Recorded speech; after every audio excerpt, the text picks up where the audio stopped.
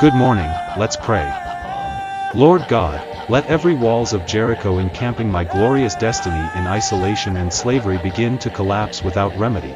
Let the host of heaven arise with a loud sound that is capable enough to demolish, to ruin every walls of delay and stagnancy holding my advancement on a spot. Lord Jesus, I raise a sound of destruction over every walls of obstruction into my glorious season. I march in victory over the walls of barrenness and hindrances. Amen.